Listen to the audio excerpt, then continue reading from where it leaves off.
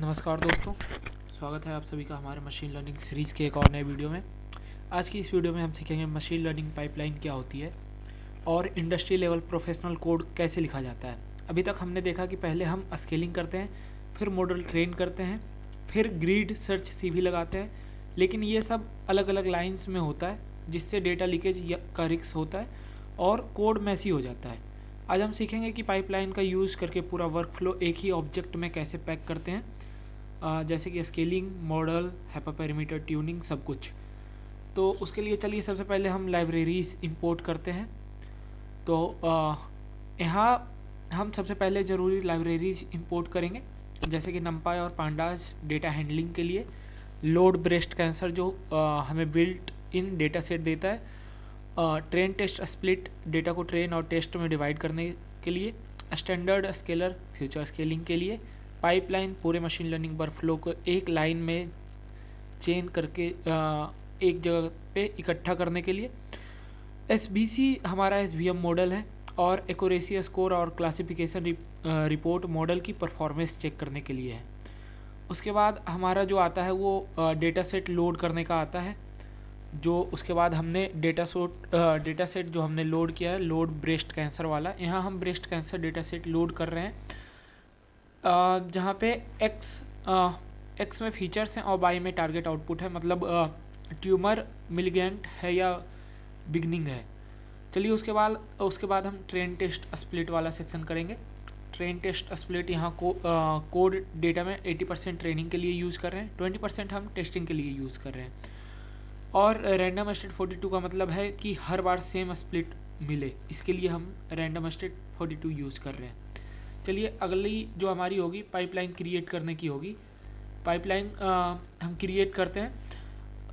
यहाँ हम पाइपलाइन बना रहे हैं। पाइपलाइन का मतलब है पहले डेटा स्केलर के पास जाएगा, फिर स्केल्ड डेटा SVM मॉडल में जाएगा। अब हमें मैनुअली स्केलिंग करने की ज़रूरत नहीं है, पाइपलाइन ऑटोमेटिकली ट्रेनिंग डेटा पर फिट और टेस्ट डेटा पर ट्रांसफॉर्म करेगा, इससे डेटा लीकेज नहीं होता है। चलिए उसके बाद हम पैरामीटर्स ग्रिड करते हैं, उसके लिए हम परम ग्रिड यूज करते हैं। यहाँ हम बता रहे हैं कि ग्रिड सर्च CV को किन किन वैल्यूज़ को ट्राई करना है। ध्यान दो, हमने SVM अंडरस्कोर C लिखा है, C नहीं कैपिटल C लिखा है हमने। क्योंकि SVM पाइपलाइन के अंदर SVM नाम से नहीं है, वो SVC नाम से है। चलिए उसके बाद हम लोग ग्रिड सर्च CV अप्लाई करते हैं इसमें। तो यहाँ हमने ग्रिड सर्च CV को पूरे पाइपलाइन पर अप्लाई कर रखा है। अब ग्रिड सर्च CV स्केलिंग भी करेगा, मॉडल ट्रेनिंग भी करेगा, 5 फोल्ड क्रॉस वैलिडेशन भी करेगा और बेस्ट पैरामीटर्स भी ढूंढेगा। उसके बाद हम मॉडल ट्रेनिंग करते हैं।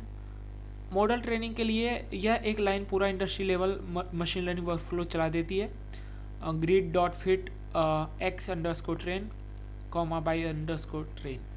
यहाँ पे स्केलिंग, ट्रेनिंग, क्रॉस वैलिडेशन और पैरामीटर ट्यूनिंग सब कुछ ऑटोमेटिकली होता है। उसके बाद हम बेस्ट पैरामीटर्स ढूंढते हैं। यहाँ हमें बताता है कौन सा C गामा कर्नल बेस्ट निकला, क्रॉस वैलिडेशन में कितनी एक्यूरेसी आई, ये सारे हमें ये दो चीज़ें हमें ये बताता है। उसके बाद प्रेडिक्शन हमने लिया, अब best trained pipeline test data पर प्रेडिक्शन कर रहा है।